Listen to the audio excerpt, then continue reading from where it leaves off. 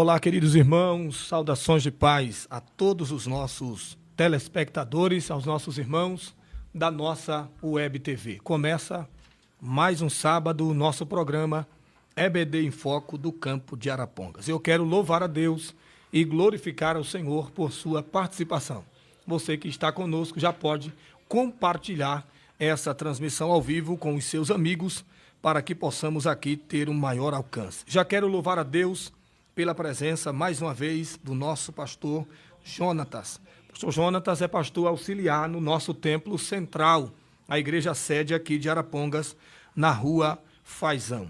E ele está conosco mais uma vez para tratarmos acerca da lição de número 11. A lição de número 11 irá tratar sobre o avivamento e a missão da igreja.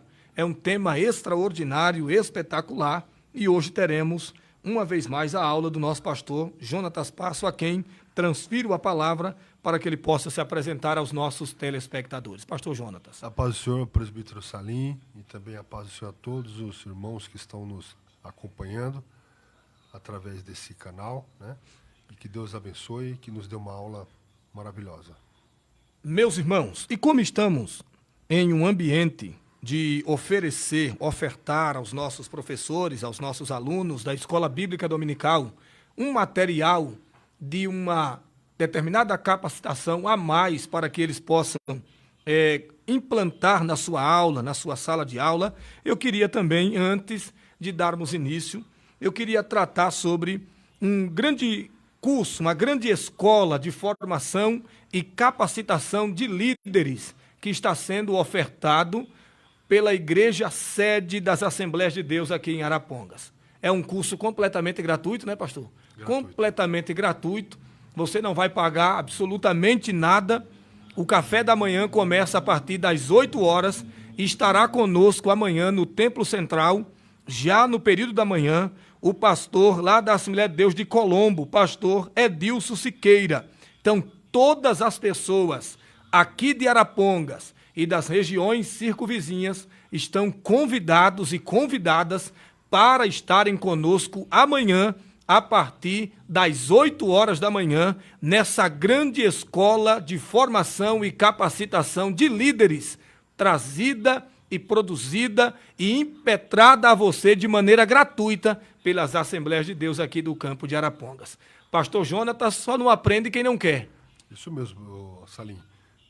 Presbítero Salim, né? E o tema é importante, né? Igreja discipuladora, né? Tá aí um dos gargalos, né, de muitas igrejas, né? Que sabe ganhar, mas não sabe discipular, né?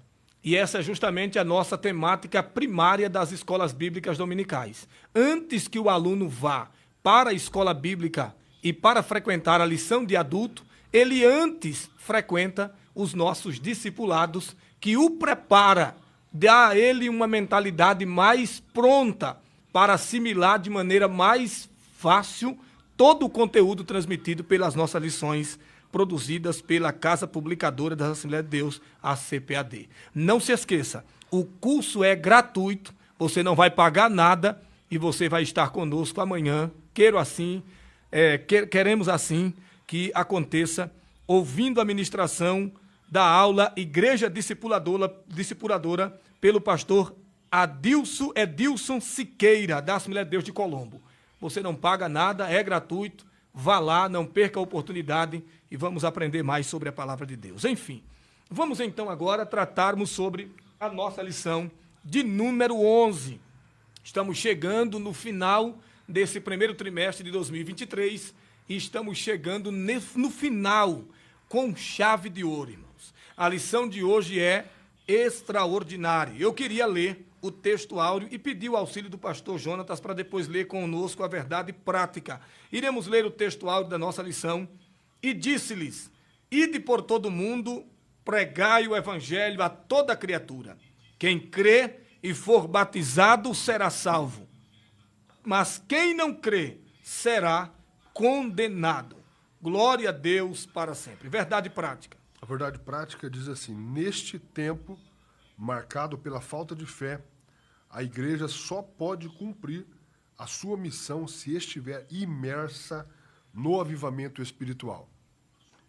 A nossa leitura bíblica em classe encontra-se no Evangelho de Jesus Cristo, segundo escreveu São Marcos. Está no capítulo 16, versos 14 ao verso de número 20. Iremos ler de maneira bem rápida, para depois já darmos a oportunidade para o nosso pastor Jonatas de falar aqui, nos mostrar aqui verdades extraordinárias contidas nessa nossa lição. Finalmente apareceu aos 11, estando eles assentados juntamente, e lançou-lhe em rosto a sua incredulidade e dureza de coração, por não haverem crido nos que o tinha visto já ressuscitado. Disse-lhes: ide por todo o mundo e pregai o evangelho a toda criatura. Quem crer e for batizado será salvo, mas quem não crer será condenado. E estes sinais seguirão aos que crerem. Em meu nome expulsarão demônios, falarão novas línguas, pegarão nas serpentes, e se beberem alguma coisa mortífera, não lhe fará dano algum. E imporão as mãos sobre os enfermos e os curarão.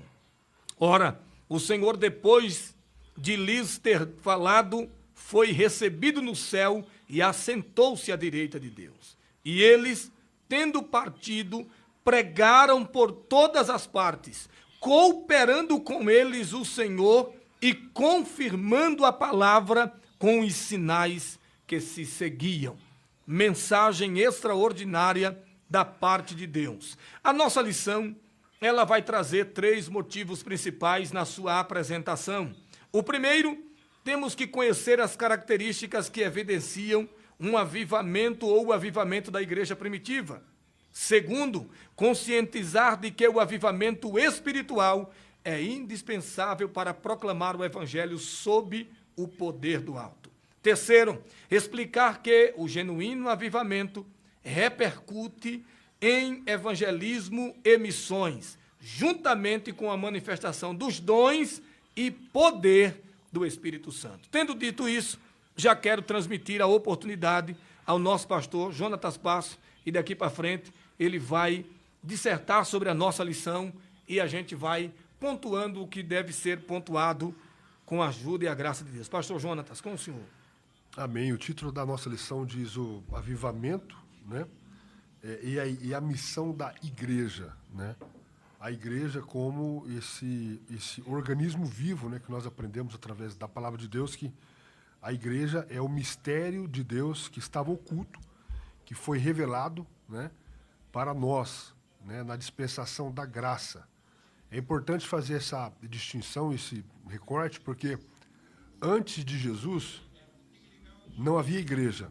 Antes de Jesus tinha os judeus e os gentios, né? Os judeus e os gentios, e os pagãos.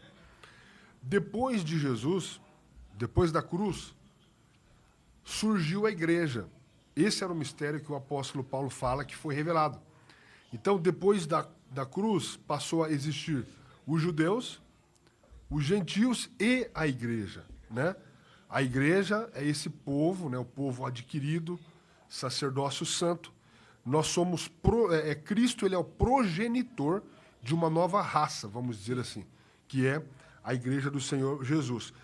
Lá no livro de 1 Coríntios, no capítulo 12, versículo 13, diz assim: pois todos nós fomos batizados em um espírito, formando um corpo, quer judeus, quer gregos, quer servos, quer livres, e todos temos bebido de um espírito. Aqui o apóstolo Paulo está falando sobre aquele batismo no corpo de Cristo, o batismo com o Espírito Santo no corpo de Cristo para a salvação.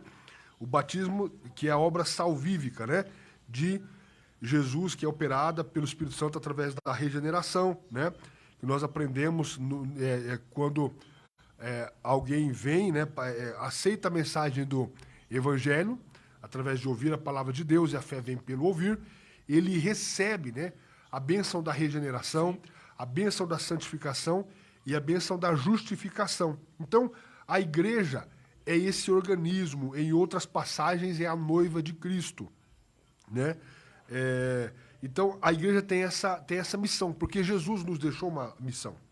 A palavra igreja, eclésia, significa chamados, para fora, né? Chamados para fora no sentido de que nós somos separados do mundo, fora do mundo. Estamos no mundo, porém, o que rege as leis da nossa vida são as leis espirituais, que são que são as leis que são extraídas da palavra.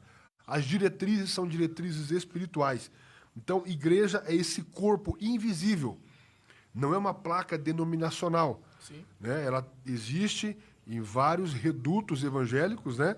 A igreja de Jesus, a igreja invisível, esse mistério que foi revelado na cruz, né? Que foi revelado através de Jesus. E Jesus ensinou os discípulos. A nossa introdução fala sobre isso, fala sobre o dinamismo nos primórdios da igreja primitiva, no primeiro século, né? E eles eram avivados, eles eram perseverantes, eles buscavam, eles estavam baseados na doutrina dos apóstolos, né? Cristo como a pedra angular, né? Então, essa missão é a missão da igreja. Porém, a igreja tem como missão também a missão supra da igreja, né? Como está na nossa declaração de fé, na página 122, né? A leitura lá de 1 Coríntios, do capítulo 10, o versículo 31, muito conhecido, diz assim: quer comais, quer bebais, ou façais outra qualquer coisa, fazei tudo para a glória de Deus. Sim. A missão principal, primordial da igreja é adorar a Deus, é glorificar a Deus. Através disso vem o quê? Adoração, em primeiro lugar, evangelização, edificação dos seus membros e também o trabalho social. Então, a missão principal da igreja, a igreja foi eleita, eu estou lendo aqui o que a declaração de fé da nossa igreja diz, lá na página 122, a igreja foi eleita para a adoração e louvor da glória de Deus, recebendo também a missão de proclamar o evangelho da salvação ao mundo todo, anunciando que Jesus salva, cura, batiza no Espírito Santo e em breve voltará. O evangelho é proclamado a homens e mulheres sem fazer distinção de raça, língua, cultura ou classe social, pois o campo é o mundo. Lá Mateus, né, diz isso. O campo é o mundo e a boa semente são os filhos do reino e o joio são os filhos do maligno, né? E lá em Mateus, no capítulo 28, versículo 19, também diz: portanto, ide, fazei discípulos de todas as nações. Isso está na declaração de fé da nossa igreja, na página 122 e 123. E, presbítero Salim, como a igreja, essa é uma pergunta, né? Uma pergunta retórica, lógico, como a igreja pôde, ao longo desse ano, de toda essa trajetória, cumprir essa missão? E cumpriu muito bem, por mais que houve tempos, né, onde a igreja institucional, é muito importante fazer essa distinção, né? Porque existe um fio de prata que liga, né? Sim. Que a igreja, a Bíblia diz, né? Jesus disse que eu mesmo edificarei a minha igreja, né? E as portas do inferno não prevalecerão contra ela, né? Então, assim, em todos os momentos a igreja permaneceu cumprindo o papel dela, né? Independente se ela estava como igreja institucional, né, ou não, mas a igreja, mesmo na margem da igreja do Estado, da igreja institucional, que nós vemos que logo depois ali, no terceiro século, depois que passou aquele período de perseguição, a igreja, criou-se na igreja, né, com Constantino, uma estrutura de clericalismo, acabou engessando, trazendo outros elementos ao culto, né? E a igreja perdeu a sua essência, a igreja institucional, sim, né? Sim. Que a igreja ela é orgânica, ela é um organismo vivo, invisível, né? Então, assim, o que deu essa força? O que fez com que a igreja prevalecesse? A igreja atuante, né? E a igreja atuante é a igreja militante.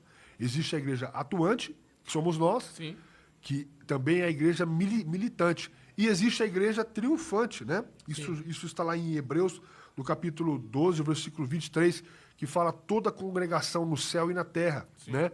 Existe a igreja triunfante que já está no céu, e já venceu as suas batalhas. mas a igreja, o que dá esse ânimo, esse vigor físico, esse dinamismo para que a igreja prevaleça mesmo em meio às adversidades? Esse é o tema principal da nossa lição. Fala sobre o avivamento. É o Espírito Santo. É o poder do Espírito Santo. Eles receberam mais poder para cumprir o mandato de Jesus. Então, se nós falamos, ora, inicialmente sobre o batismo no corpo, que é o batismo para salvação, que ali quer servo, quer livres, né? A igreja, ela alcança todos os povos, todas as classes sociais, né? Ela não é só sem distinção, mas é também sem exceção, né? Então, assim, o que fez com que a igreja prevalecesse? É o poder do Espírito Santo. Aí nós, né, nós como pentecostais, nós acreditamos que o livro de Atos dos Apóstolos é prescritivo, é teologia, é aquele batismo no Espírito Santo para uma capacitação missiológica. Isso fez toda a diferença na igreja primitiva e ainda faz a diferença hoje. Então, de maneira introdutória, é isso, querido. Então, basicamente, nós aprendemos já a priori ensinamentos extraordinários e que os professores terão uma semana para consultarem essa aula aqui e pegarem as pérolas que são aqui colocadas de maneira clara e objetiva. Você aprendeu inicialmente que há uma distinção entre a igreja como instituição e há uma diferença da igreja como organismo vivo. Independentemente de quaisquer que sejam a situação, a igreja sempre triunfou ao longo da sua história. Mesmo com as intempéries, mesmo com as perseguições, ela sempre triunfou. E você também aprendeu que ela triunfou não por méritos próprios, não porque era a única igreja de Jesus na terra, porque quando o pastor Jonatas falou aqui nesse sentido, algo saltou aos nossos ouvidos, algo muito extraordinário. Jesus não tem preocupação com placas denominacionais. A sua igreja não tem uma placa denominacional. A igreja dele não é a igreja X, a igreja J, a igreja A, não. A igreja dele é um organismo vivo, tá? Uma igreja que ela é invisível, como já disse o nosso pastor Jonatas. E isso é algo extraordinário. Não sei, mas nós entraremos agora no primeiro ponto sobre o avivamento após a ressurreição de Cristo. Justamente o pastor Jonatas vai mostrar aqui sobre a grande tristeza e, por que não dizer, a decepção que ficaram os discípulos. Ora, o nosso líder acabou de morrer. Então, na sua mentalidade, tudo havia se encerrado aqui e nem se davam conta que esse era, na verdade, o começo de uma grande obra missionária na face da terra. E é justamente aqui que nasce a igreja invisível, como já disse o nosso pastor Jonatas. Nosso pastor Jonatas está... Amém, querido, amém. O avivamento após a ressurreição de Cristo, né, como subtópico, o desânimo dos discípulos e a aparição de Jesus aos discípulos e o avivamento após a ressurreição. Isso que o presbítero Salim falou era o cenário, né? Era um cenário que tinha um misto de sentimentos, né? Incredulidade, medo, eles foram dispersos, estavam desanimados, né? Para eles ali era o fim, né? de uma esperança, né? Mas o que Jesus tentou explicar para eles, eu gosto muito da passagem do Evangelho de João, a partir do capítulo 13 até o capítulo 17, Jesus está didaticamente na última ceia. Sim. Eu sempre repito isso, mas é pertinente ao assunto, explicando aos discípulos que não era o fim de uma esperança. Era apenas o fim de um ciclo. Haveria uma mudança de chave. E eles deveriam entender isso. E ficou claro que após a morte de Jesus, eles não entenderam, eles ficaram com medo, né? Se dispersaram, ficaram incrédulos quanto a tudo que eles tinham visto que o Mestre tinha feito e tudo que eles tinham ouvido. Mas o próprio Cristo disse para eles, é necessário que eu vá. É necessário que eu seja morto. É necessário que eu suba para ser morto. É necessário que eu seja traído. Jesus falou didaticamente para eles entre o capítulo 13 e o capítulo 16, terminando com aquele versículo maravilhoso, que é o versículo 33. Tenho-vos dito isto. Sim. O que Jesus estava falando para eles? É isso, vocês vão ser dispersos, vocês serão perseguidos, para que em mim tenhais paz, no mundo tereis aflições, mas tende bom ânimo, eu venci o mundo. Ou seja, Jesus não prometeu um evangelho fácil. Não. Não disse não. que seria o que a gente vê hoje. Isso. Né? Ah, maravilha, porque venha para cá e você vai ter a chave ali, chave daqui, você não vai sofrer mais, então você está aprendendo. Jesus não prometeu em lugar nenhum das Escrituras um evangelho fácil. Ele disse, no mundo tereis aflições. Mas tende bom ânimo. Eu venci. Eu venci. Ele venceu o mundo, né? Sim. Então, assim, essa era a expectativa deles, mas Jesus já os havia alertado sobre esse momento que eles passariam, né? Então, eles estavam completamente desolados. Mas Jesus, quando ele ressuscitou, né, ele apareceu. É importante nós lermos a passagem de Atos dos Apóstolos. Atos dos Apóstolos, no capítulo 1.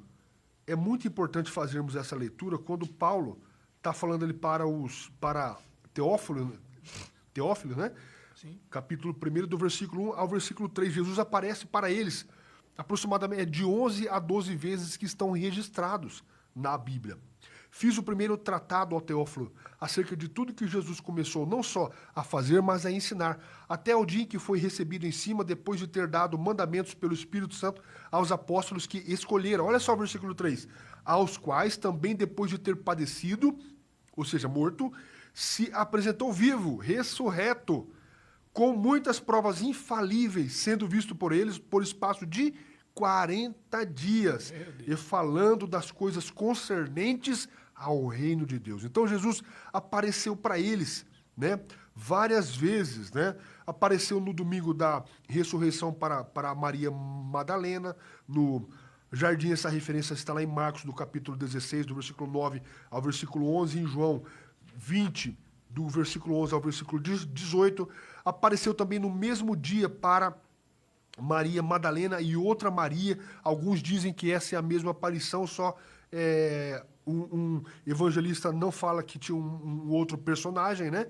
Mas essa referência está lá em Mateus 28, do versículo 9 ao versículo 10. Também apareceu para os discípulos, para os 2 discípulos no caminho de Emaús, na ocasião quando Jesus caminhou com eles, né? E eles não reconheceram, até que Jesus, né, se fez conhecer para eles. Está lá no Evangelho de Marcos, no capítulo 16, versículo 14. Evangelho de Lucas, capítulo 24, do 13 ao 32. Apareceu ainda no domingo da ressurreição para Pedro, em Jerusalém. Dos 4 evangelhos, né, Lucas é o único que registra esse detalhe. Está lá em Lucas, no capítulo 24, versículo 34. E também há uma menção em 1 Coríntios, do capítulo 15, versículo 5. Jesus apareceu também aos 10 discípulos, numa casa em Jerusalém, ainda no domingo da ressurreição. Esse evento está registrado em João, capítulo 20, do versículo 19 ao versículo 25. Marcos, capítulo 16, versículo 14. Lucas, capítulo 24, do 36 ao 63. Uma semana depois, Jesus apareceu aos 11 discípulos numa casa, também em Jerusalém. Apesar, né, das portas estarem trancadas, Jesus entrou e pôs-se no meio dele. Foi nessa aparição que Jesus repreendeu a incredulidade de Tomé, que havia estado ausente na aparição anterior. Isso está registrado em João, capítulo 20, do versículo 26 a 31, Marcos, capítulo 16, versículo 14, Lucas 24, 36 ao 43. Há outras aparições de Jesus também lá em João, no capítulo 20, 21, do versículo 1 ao versículo 25. Jesus aparece, né, para os discípulos lá no Mar da Galileia. Já num monte também, lá da Galileia, Jesus apareceu aos 11 discípulos. Há várias aparições.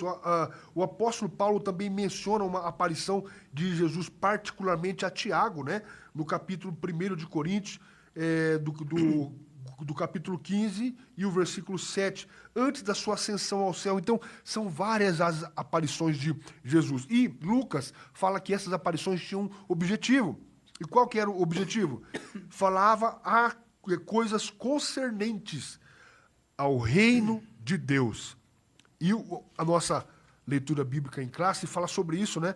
Ide por todo mundo, pregai o evangelho a toda criatura. Então, Jesus apareceu para confortá-los, mas também para lembrá-los de que eles tinham uma missão, para lembrar os discípulos que eles deveriam dar continuidade, que não era o encerramento de uma era apenas uma mudança de um ciclo. Como nós já mencionamos aqui, Jesus não disse para eles, antes da sua morte, que os deixariam só. Aliás, disse, eu vou, mas vou enviar o Consolador. Eu vou, mas há moradas no céu. João capítulo 14, na casa do meu pai há muitas moradas. Jesus deixou esperanças e garantias para eles, isso aconteceu posteriormente. Então, aconteceu que um avivamento após a ressurreição de Jesus. Por quê? Porque eles viram com seus próprios olhos, tocaram o Mestre, se alimentaram com o Mestre, passaram por momentos que a Bíblia talvez até não registra, né? Esses são algumas das referências que nós falamos aqui, e o ânimo deles foi recobrado. Eles voltaram a estar em posição, né? Só que precisava de algo mais. Aí Jesus disse para eles o quê? Ficar em Jerusalém. Para até que do alto sejam revestidos do Espírito Santo. Então faz toda a diferença aquilo que o presbítero Salim já havia falado, né? Só uma intenção humana, só uma motivação humana, só uma alegria humana, uma expectativa positiva, né? Como alguns dizem, pense assim, pense assim. Só uma prontidão humana não é necessária, não é suficiente para levar o evangelho adiante. Precisa de algo mais. E esse algo a mais, o que é? O Espírito Santo. Porque Deus Filho subiu, está sentado à direita de Deus Pai. E Ele enviou o Espírito Santo. Nós estamos na era do Espírito. Sim. Por isso que nós, os pentecostais, nos diferenciamos dos nossos irmãos com todo carinho e respeito, né? Que não acreditam que o livro de Atos ele é prescritivo. E ele também fala sobre teologia, não só uma biografia, e não só um relato histórico. Nós queremos que ali, o livro de Atos é a nossa história. É a história da igreja militante, a igreja atuante. E ali o Espírito Santo capacitou a igreja, batizando os crentes para uma capacitação missiológica, que é diferente, não é para confirmação de salvação, não é para pureza, e é muito importante nós ressaltarmos que nós, os pentecostais, também devemos entender que o Espírito Santo nos dá pureza e poder devem andar juntos, né? Mas por hora é isso. Então, o avivamento após a ressurreição, eles operaram milagres, expulsaram demônios, né? Isso está lá em Atos dos Apóstolos, e essa é uma realidade para a igreja hoje. Nós somos pentecostais continuistas, nós cremos que esses dons estão à disposição da igreja hoje. Continuam ativos. Amém. É algo bem interessante porque, pastor Jonatas, olhando a grosso modo nos dias atuais, a gente percebe como se houvesse dois evangelhos sendo ministrados, não só no Brasil, mas no mundo na sua forma geral. Porque enquanto o evangelho de Jesus promove uma vida de espontânea renúncia, a gente tem os coach, né? A gente tem os coach, tem os church, né? São fala bonita, né? São fala até bonita, até falar inglês. São fala bonitas, mas que ensinam um evangelho sem sustentabilidade. Um evangelho sem a motivação que o senhor acabou de pronunciar. Não é só o ilusionismo humano. Não é só, sua mente é vitoriosa, você vai vencer pelo poder da sua mente, aqui o copo com água está vazio, e dentre outras coisas. Não, o evangelho de Cristo, ele é muito mais que isso, ele é substancial.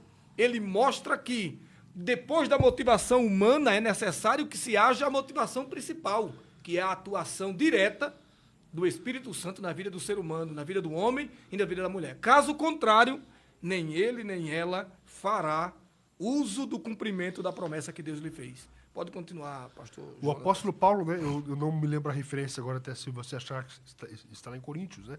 Quando ele chega lá para aqueles irmãos, que está em 1 Coríntios, já logo nos primeiros capítulos ali, ele fala o quê? Eu não vim com vocês com palavras de sabedoria humana, porque os métodos humanos, eles até pode surtir um efeito ali pedagógico, pode surtir um efeito, mas o resultado, não há como você colher resultados espirituais usando métodos humanos. Então, assim, Deus usa a capacitação humana que nós temos, mas o ingrediente, né, principal é o poder do Espírito Santo. Aí Paulo diz que eu vim com vocês com poder, com a autoridade do Espírito Santo. Então isso é muito importante fazer essa distinção. O Espírito Santo, ele é Deus, ele é uma pessoa, né? Ele é uma pessoa, mas ele é o responsável, ele é essa força motriz que dinamizou a igreja, que continua mantendo a igreja mesmo em meio às adversidades. Então, assim, nós não podemos, com a força do nosso braço, conseguir resultados espirituais. Nós devemos o quê? Os métodos são as armas da nossa milícia não são carnais, mas são o quê? Poderosas em Deus, são espirituais, são poderosas em Deus para desfazer as obras de Satanás, as obras do diabo. Então, a nossa luta não é contra a carne, não é contra o sangue, mas contra os principados, contra as potestades. Então, assim, há vários versículos que nos indicam nessa direção. A igreja só é igreja porque Jesus morreu na cruz por nós, nos salvou, e porque o Espírito Santo nos capacitou para uma nova vida e nos dinamizou através do batismo no Espírito Santo como uma capacitação missiológica para levar com intrepidez, com ousadia. Então, se no primeiro momento os discípulos estavam todos com medo, né, presbítero Salim? No segundo momento, eles estavam o quê? Com coragem, ousadia, sim, resiliência. Pregando com muita autoridade. E com o poder do alto. Né? Isso os capacitou, tirou todo o medo e eles prosseguiram pregando o evangelho. Segundo 1 Coríntios 2, verso 4. A minha palavra e a minha pregação não consistiram em palavras persuasivas de sabedoria humana, mas em demonstração do poder do Espírito e do poder. Bem interessante. Amém. Isso aí. Pode já dar um prosseguimento próximo, aqui no... Podemos falar sobre o tópico 2? Sim. O avivamento na missão da igreja local. Isso. Né? Então, assim, nós sabemos que a igreja, né, ela está inserida, né, em todos os ambientes, né? E esses tópicos aqui falam sobre o avivamento nas missões locais, o avivamento nas missões regionais e nas missões regionais, né, atualmente, né? Aqui tem alguns dados aqui. Então, assim, a igreja, ela é chamada de dentro para fora, né? Até o autor da nossa lição, o comentarista, o pastor Elinaldo Renovato, ele fala sobre ele caracteriza a igreja usando a metáfora assim que ela é centrífuga, né? Sim. É de dentro para fora, ela leva o evangelho, né?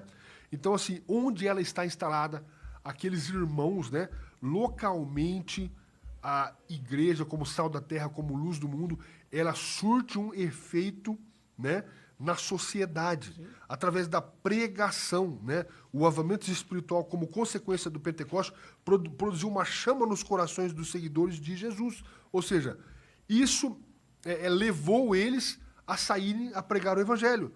E onde que foi? Onde que eles começaram? Em Jerusalém. Sim. Né? Depois, na Judéia. Em Samaria. Né? E eles foram perseguidos e presos, porém, eles foram libertos pelo poder de Deus e continuaram a proclamar o evangelho.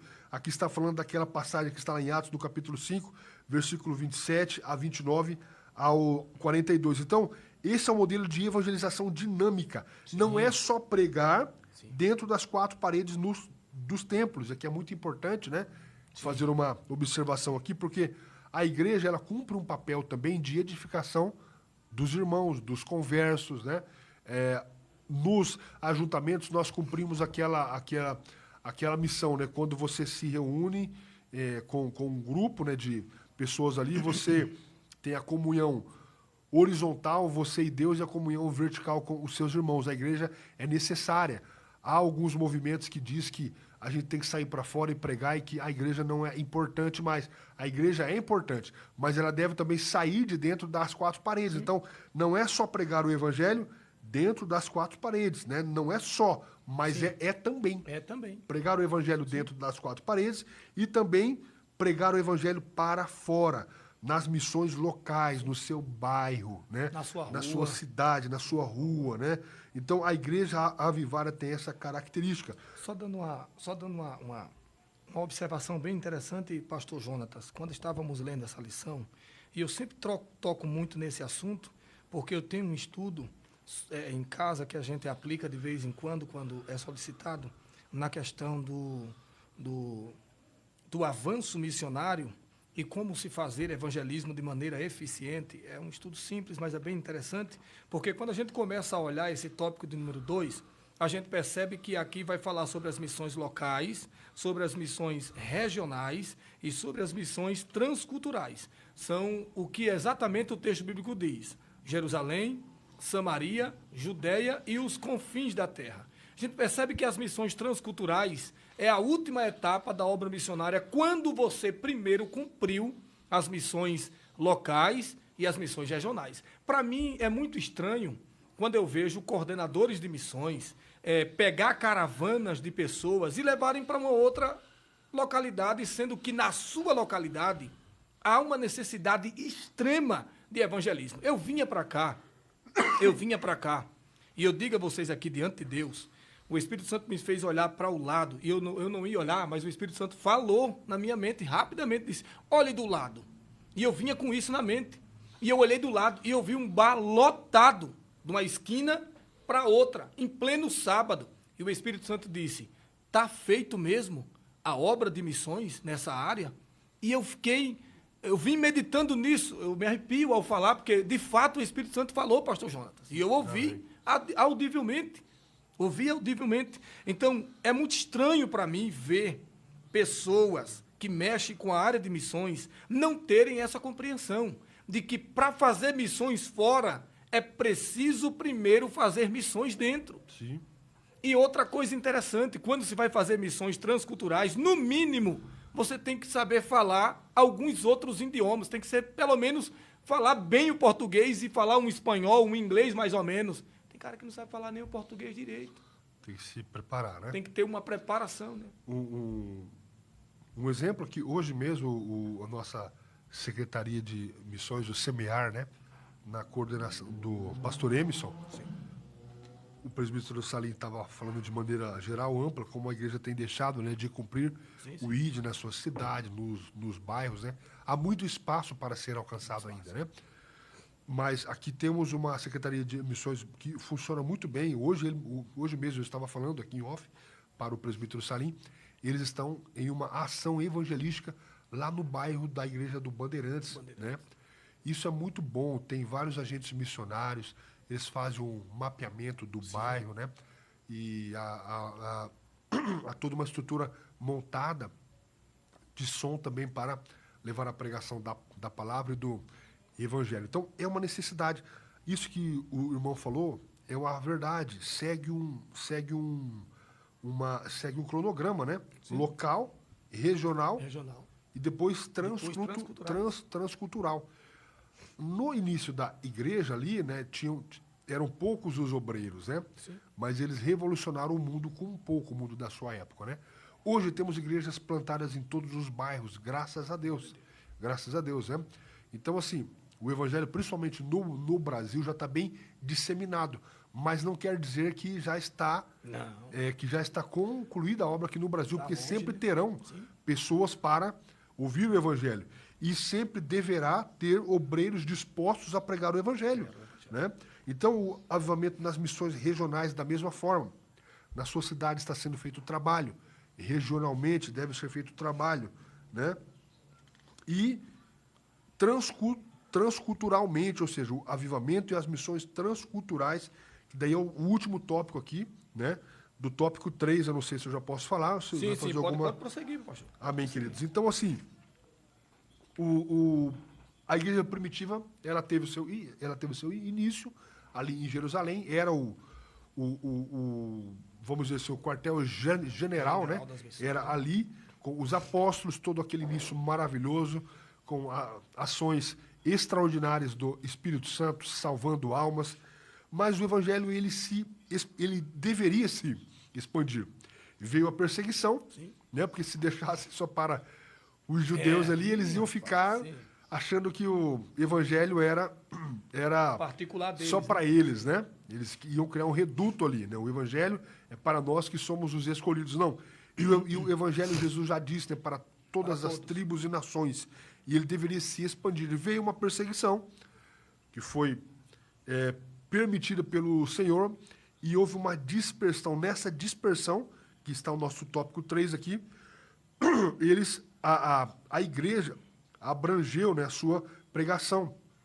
Eles ganharam almas para Cristo e abriram igrejas na Fenícia, em Chipre e Antioquia. Isso é muito importante porque há uma referência de Atos no capítulo 11, presbítero Salim. Sim. Atos 11 e 19, que diz assim, ó, Atos 11 e 19. É bom lermos essa referência na sala. Sim. E os que foram dispersos pela perseguição que sucedeu por causa de Estevão, caminharam até a Fenícia, Chipre e Antioquia, vírgula, não anunciando a ninguém a palavra senão somente aos judeus. Sim. Só que na sequência do versículo, no versículo 20, diz assim, e havia entre eles alguns homens cíprios e sirenenses, os quais, entrando em Antioquia, falaram aos gregos, anunciando o Senhor Jesus. Versículo 21. E a mão do Senhor era com eles, e grande número creu e se converteu ao Senhor. Esses cristãos aqui, nós não sabemos o nome deles, né? Sim. São cristãos anônimos que foram alcançados pela mensagem do Pentecostes, né? Lá quando o Espírito Santo desceu, ali muitas cristãos de várias nações, e eles passaram a pregar agora não só mais para os judeus, mas para os gregos, só para lembrar, né, os helenistas da sua época. Só para lembrar, o pastor Jonas está tocando já justamente na área de missões transculturais, porque ele sai do reduto de Jerusalém e eles agora enviam missionário para Antioquia. Eles vão falar para gregos e para outros grupos de pessoas lá que não falavam necessariamente a língua que eles falavam.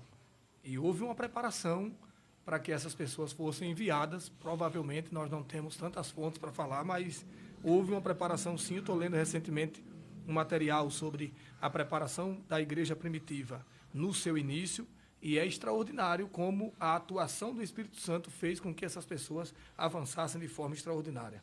Pode continuar. E a igreja de Antioquia, ela se tornou uma importante base missionária dos primeiros anos do cristianismo. Ou seja, expandiu, saiu de Jerusalém, foi para os arredores, né? Judéia, Samaria, até os confins da terra.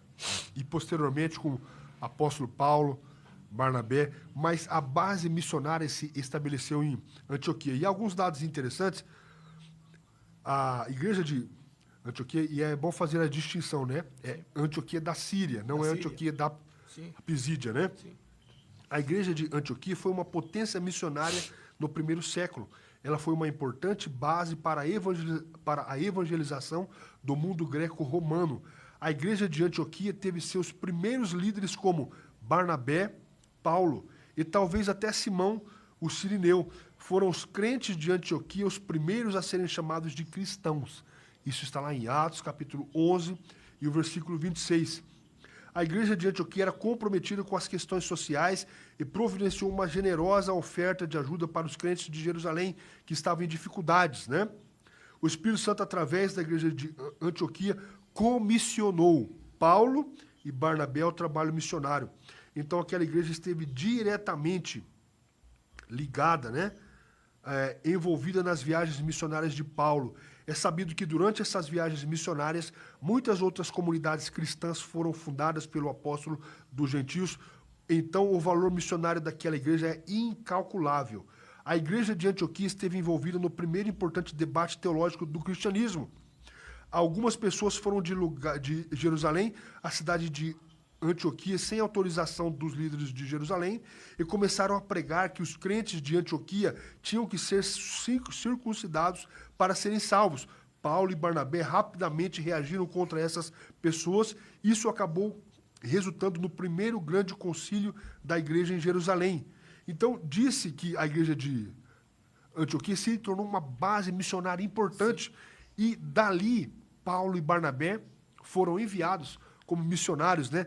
E era uma igreja que tinham profetas e doutores, né? A liderança da igreja de Antioquia era formada por 5 profetas e doutores. Barnabé, que era natural de Chipre, Simão, chamado Níger, provavelmente era um africano, Lúcio era de Cirene, e Manaém, um homem que foi criado com Herodes, o tetrarca, e o apóstolo Paulo, né? Antioquia era uma cidade que tinha uma diversidade étnica muito grande. Isso permitiu que o evangelho, o apóstolo Paulo, o grande apóstolo dos gentios, percorressem todo o mundo da sua época, a Europa, a Ásia, levando o evangelho, né, para aquelas igrejas. E o evangelho foi de maneira extraordinária. Onde chegava, iam destruindo as bases, as imposições, né, do maligno, as defesas do nosso maligno foram sendo implodidas pelo poder do evangelho. Então, isso foi característica, né, da igreja do primeiro século, essa preocupação em enviar missionários para pregar o evangelho a outros países, missionários capacitados. Paulo era poliglota, Paulo tinha capacitação para estar, né, nesse meio, transitando e pregando o evangelho.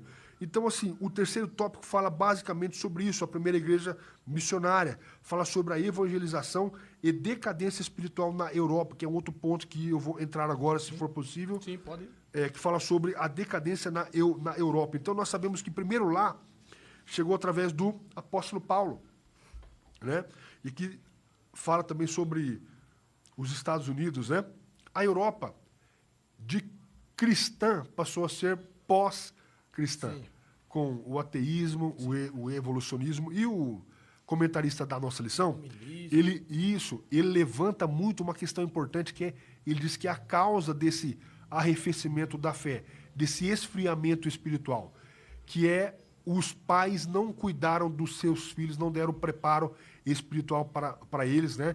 E as próximas gerações foram gerações fracas, e hoje se tornaram as igrejas, as grandes igrejas lá, né? Sem base, né? Não existem mais. Sim, as igrejas lá. Se tornaram bares, se tornaram outras coisas para outras finalidades, se tornaram até mesquitas, né? Verdade. Então, assim, por que isso ocorreu? Porque houve um afrouxamento, né? Os pais deveriam ensinar os seus filhos, e aqui o comentarista fala sobre a importância do culto doméstico, a importância do ensino para as próximas gerações. Nós estamos com 100 anos de pentecostalismo aqui no Brasil. A próxima geração pode ser uma geração mais fraca do que a geração inicial. Então, nós precisamos de fortalecer as bases. Mas hoje, tanto a Europa quanto os Estados Unidos, né, em muitos aspectos assemelham, não é só pós-cristã, mas também anticristã. Anticristã, sim. Cristã, pós-cristã, mas hoje é anticristã. Já não aceita mais a mensagem do evangelho, né? Inclusive, o ateísmo é muito forte naquela região hoje, atualmente falando. Sim. Você vai estudar, você vê que o ateísmo cresceu esporadicamente na Europa. É muito comum você ver vários europeus não professarem mais fé em absolutamente ninguém. Sim. Eu estava ouvindo recentemente o pastor Adalto Lourenço, é um grande astrofísico, sabe, né? Muito bom. Eu tô estudando, né, uma questão com ele de Gênesis, e ele vai tratar em uma das áreas lá que eu assisti, uma área anterior, sobre por que o evangelho enfraqueceu tanto, sobretudo na região da Europa. Ele não entende muito bem como isso aconteceu, mas uma grande parte daqueles irmãos se tornaram ateus e não acreditaram em absolutamente nada. É o que o senhor acabou de falar, as bases que não foram fortalecidas. Para isso, eu quero reiterar aos irmãos que estamos aqui em Arapongas com a Escola de Líderes. Amanhã temos aula gratuita a partir das 8 horas da manhã aqui na Rua Fazão. Não se esqueçam, a nossa base, a nossa estrutura não é outra coisa. A nossa base estrutural é o ensino da palavra. Não adianta louvar e cantar até cair de costa. Você vai cantar até cair de costa. Grave o que eu vou dizer a vocês aqui. O louvor é importante, é bom, mas você vai louvar até cair de costa, que nem diz o pastor presidente de Alagoas. Mas se não tiver a palavra, você vai ser levado pelas nuvens de ensinamentos estranhos, sem preservação da sã doutrina. A igreja brasileira hoje peca por não preservar a sã doutrina, pastor Jonatas. E isso não é algo fictício, não, isso é uma realidade. Não há preservação da sã doutrina. Tudo entra. Tudo entra, tudo entra, tudo entra. E a gente vai aceitando, não tem nada não, isso aqui tá bom, não tem nada não, vamos, não. E a gente vai trazendo tudo para cima e depois a gente vai ficar sufocado. Preservação pela palavra. Amanhã temos aula, venha. Amém. É isso daí, presbítero Salim. Então, assim, nós devemos prezar, né, pela palavra de Deus, porque é ela que... E existe um exercício a ser feito, né? Nós, pais, nós temos a responsabilidade de ensinar os nossos filhos, como está em Deuteronômio, se não me engano, no capítulo 11, ao se deitar, ao andar pelo caminho, ao se levantar, nos umbrais, nas portas, ensinar a palavra de Deus aos nossos filhos, porque eles enfrentarão tempos difíceis.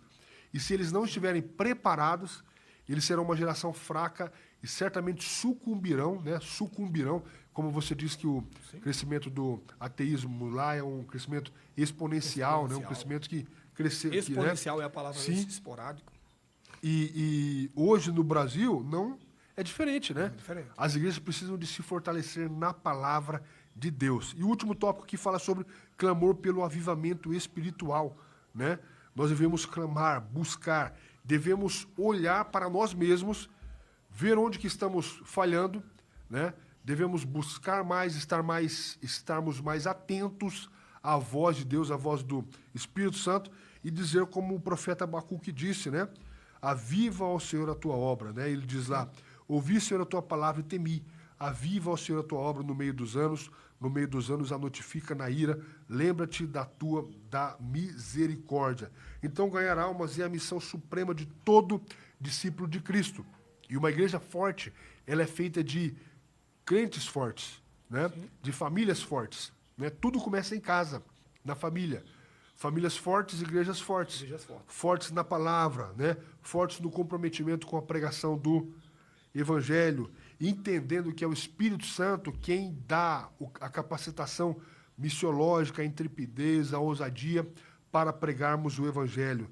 Então, oxalá que possamos entender isso, né? E buscar cada vez mais, né, intensamente, e pregar o Evangelho, como diz o apóstolo Paulo, a tempo ou fora de tempo. Né? Devemos estar prontos para fazermos parte da igreja atuante, igreja militante, que um dia nós seremos parte da igreja triunfante.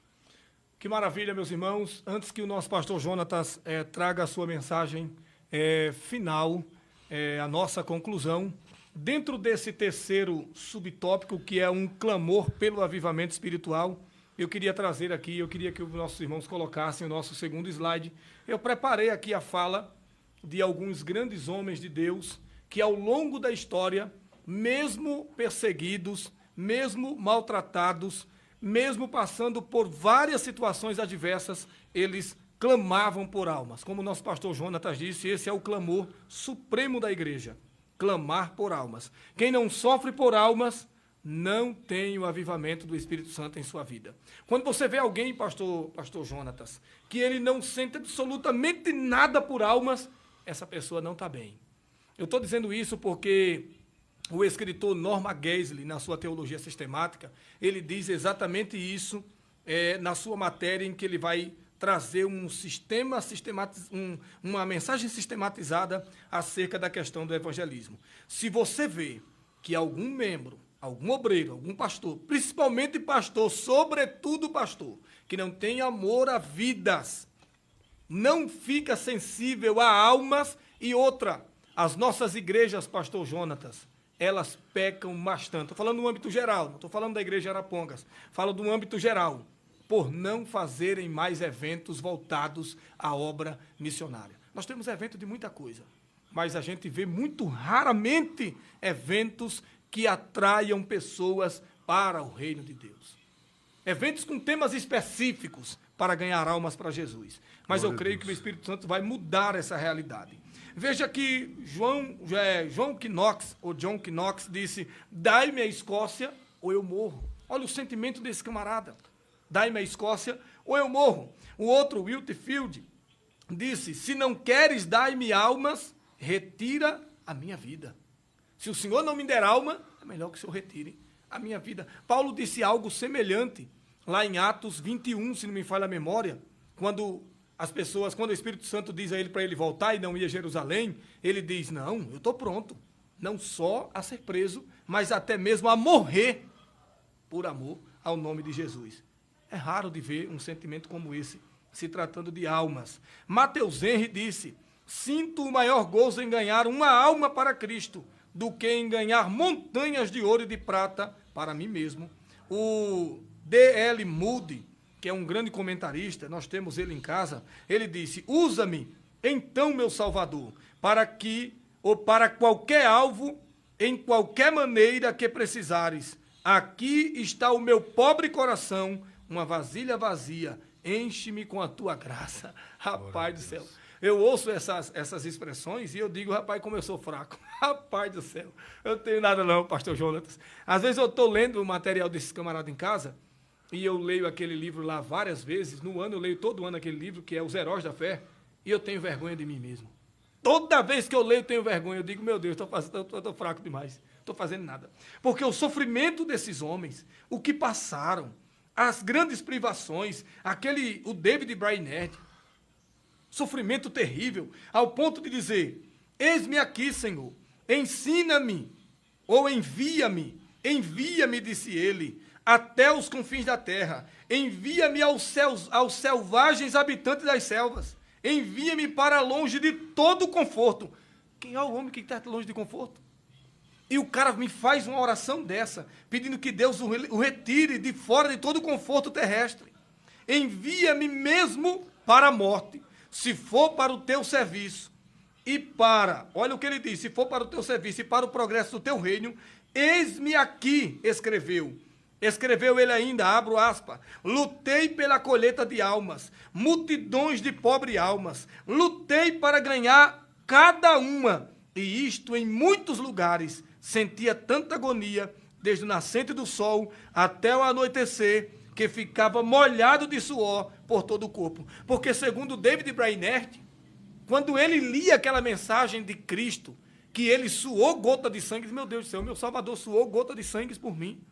E eu tenho que fazer o mesmo por uma alma, porque é justamente por causa disso que Cristo morreu. Então não vamos ler mais, nós queremos que o pastor Jonatas, ele traga a nossa conclusão. Por favor, pastor. É algo extraordinário, irmãos. Amém, queridos. A Bíblia diz, ide por todo mundo, pregar o evangelho a toda criatura. Essa é a nossa missão. Entender que o plano de salvação é para todos, e nós fomos salvos também para uma missão. Quando fomos salvos, também a nossa consciência é uma consciência bíblica, né? Não apenas entendemos que vamos ter o gozo da salvação, mas entendemos que outras pessoas também podem ser alcançadas pela nossa vida, através do testemunho pessoal e também através da pregação do Evangelho. Oxalá que possamos cada vez mais buscar a Deus para entender o seu chamado e o seu propósito para as nossas vidas. Maravilha. Uma vez mais, concluímos aqui a nossa aula. O tempo já acabou, mas eu peço aqui alguns segundos para lembrá-los que amanhã a Escola de Formação e Capacitação de Líderes, concurso de obreiros de 2023, traz para a igreja em Arapongas, diretamente da igreja de Colombo, o pastor Edson Siqueira, né? Edilson Siqueira. Tá? Lá da Igreja Assembleia de Deus de Colombo, vai trazer o tema Igreja Discipuladora. É gratuito, venha aprender a palavra de Deus. Que Deus abençoe a todos, muito obrigado por sua participação, obrigado ao pastor Jonatas por mais uma vez atender. Deus abençoe a todos. Amém.